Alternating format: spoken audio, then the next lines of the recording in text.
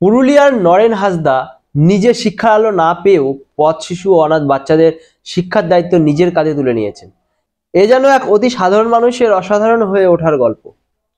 গ্রামে গ্রামে সমাজ সচেতনমূলক গান গেয়ে ও অর্থ সংগ্রহ করে তিল তিল করে গড়ে তুলেছেন এই বিদ্যালয়। ওর স্কুলে নিয়মিত মিড ডে মিল হয়, তবে সরকারি অর্থে নয়, গান গেয়ে ভিক্ষার টাকায়।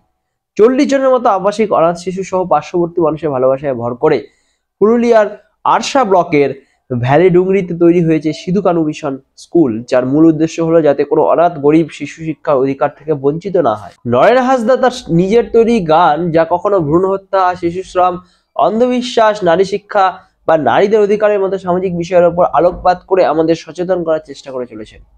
অসংখ্য অনাথ শিশুদের এটাই একমাত্র আশ্রয়স্থল ও বাঁচার সম্বল হয়ে উঠেছে সিধু কানু মিশন। এখানে আবাসিক বাদেও একাধিক সকালে প্রায় 150 কচি কাচারা এখানে জড়ো হয় শিক্ষা লাভের জন্য। আশ্রমিক পরিবেশে নয়ন হাঁসদা ও তার কয়েকজন সহযোগী বছরের পর বছর ধরে নিঃস্বার্থভাবে স্বেচ্ছাশ্রমের মাধ্যমে এই শিক্ষালয়টিকে পুরুলিয়ার অন্যতম শ্রেষ্ঠ শিশু শিক্ষালয় হিসেবে গড়ে তুলেছেন। সাঁওতালি, বাংলা ও ইংরেজি শিক্ষা এখান থেকে দেওয়া হয়। শুধু পড়াশোনাই নয়, গান বাজনা, তীরন্দাজি, খেলাধুলো, আদিবাসী রীতিনীতি, চাষবাদ, গাছ লাগানোর সব কাজেই শেখানো হয় ছাত্রছাত্রীদের। কয়েক বছর আগে নয়ন হাঁসদা গান করে অর্থ জোগাড় করতে গিয়েছিল ঝালদা থানার বড়ুয়া কচা গ্রামে। সেখানে তিনি খবর পান গ্রামের বাসিন্দা গড়াইচাঁদ হাঁসদা ও তার স্ত্রী শকুন্তলা মারা গেছেন।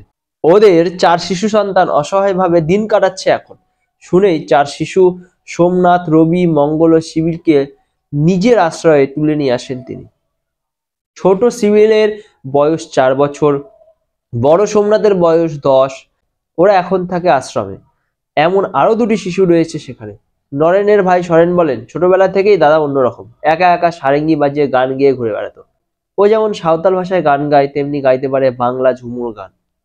প্রথম 2008 সাল নাগাদ ও আশ্রম গড়ে তোলেন। অসংখ্য অনাথ শিশুদের আশ্রয়স্থল সিধু কানু মিশন। এখানে সবার সহযোগিতা অনেক কিছুই বদলেছে। আগে খড়ের ছাউনি দেওয়া মাটির বাড়ি ছিল, এবার ইটের দেওয়া বাড়ি হয়েছে। নয়ন হাঁসদাকে নিয়ে যত বলা যাবে শেষ করা যাবে না। তাই স্কুলের সামনে ন্যাড়াডুংরি পাহাড়, যেটাকে গাছ লাগিয়ে সবুজে রূপান্তরিত করেছেন। এইসব মহান কর্মে কাণ্ডের জন্য রাজ্য সরকার ও বিভিন্ন সামাজিক সংগঠন থেকে বিভিন্ন পুরস্কার পেয়েছেন। কিন্তু এমন মহৎ কাজের জন্য নরেন হাঁসদাকে পদশ্রী দেওয়া উচিত, নইলে ভারত সরকার একজন আসল সমাজসেবককে চিনতে ভুল করবেন। আপনি কি আসবেন নিজের চোখে দেখতে, কিছু সাহায্য করতে নয়ন হাঁসদার স্বপ্নের স্কুলে? তো আসতে পারেন পুরুলিয়া শহর থেকে 30 কিলোমিটার দূরে আরশা থানা, যেটা অযোধ্যা পাহাড়ের সামনে।